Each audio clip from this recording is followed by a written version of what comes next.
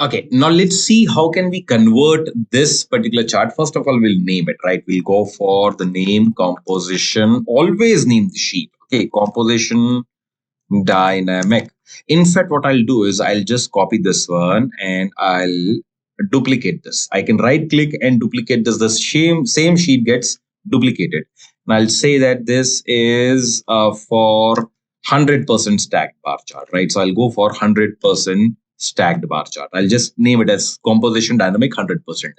Now I want to keep it as 100% stacked bar chart. Now, what do you mean by 100% stacked bar chart and what is the difference? I think let's look at it, right? So right now we have seen stacked bar charts like this. There are various stacks, okay? But the bars themselves were of different length.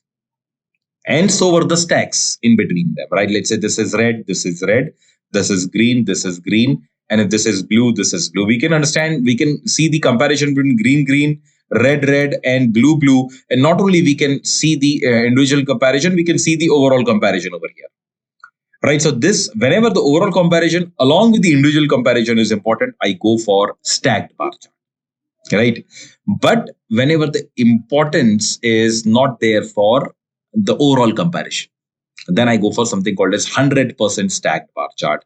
And 100% stacked bar chart draws every bar with same length, irrespective of the absolute value of bar.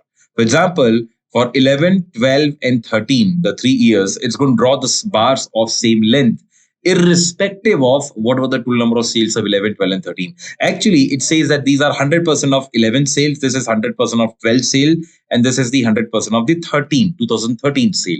Fair enough. And then on a percentage basis, it distributes it into various categories, the 3 regions that we've seen right now.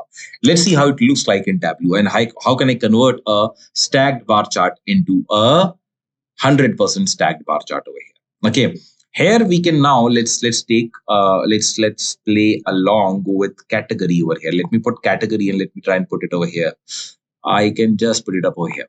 Right, so now the categories are there, and now what I'll do is I'll go to sum of sales, go to something called as quick table calculation. We'll take it separately, guys. We'll take it separately. Quick table calculation, and go to something called as percent of total. Go to something called as percent of total, and then go over here again and go to compute using and go to cell.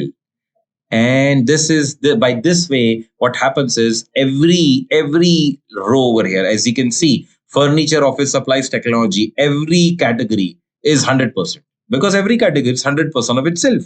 Fair enough, right? Now I can just go and either I can go and say that show mark labels over here, or I can go and click over here. Both of them are going to show the mark labels over here. The mark labels can then be, you can, format the mark labels and probably keep it up to 2 decimal point, 1 decimal point, or no decimal point at all. Right. So here the advantage is I can easily compare the flow of, let's say, north. For example, I need to understand how is north flowing across this. For example, let me just do one more thing. Let me interchange the category and year over here. Now, interchange the category over here means that furniture, all 4 furnitures will be there together. All 4 office supplies will be together, and all 4 technologies, the 4 years of technology sales will be together. It'll be fun because I can see that in 2011 in furniture, the north region has the contribution has gone down, and then it picked it up. Similarly, I can do that the contribution of north region in office supplies was very less, picked up and stayed there. Right. Similarly, we can see that the contribution of northern region was quite stagnant at 25 and 24, but dropped down to 20 a bit in the year 2013, and then jumped a bit to 22.7 in the technology sector. Right. So I can say that among this, I can easily compare. This is where I'm comparing horizontally, guys. That is, this is where I'm comparing the regions, because I'm not interested in knowing how much was furniture in 11, 12, 13, and 14. What I'm interested in, how much was the contribution of region sales in that entire furniture sales, right? This is called as 100% stacked bar chart. And we can see that, okay, central region have a certain flow. The central region was highest over here in 2012 when it comes to furniture. When it comes to office supplies, the central region was highest over here in 2011 again. And now, once you look at it, this technology, the central region is not the highest. I think the central region is the one highest over here. Right. So that's the point. These are all kind of inferences that can be drawn using 100% stacked bar chart. This is how we can draw a 100% stacked bar chart in Tableau.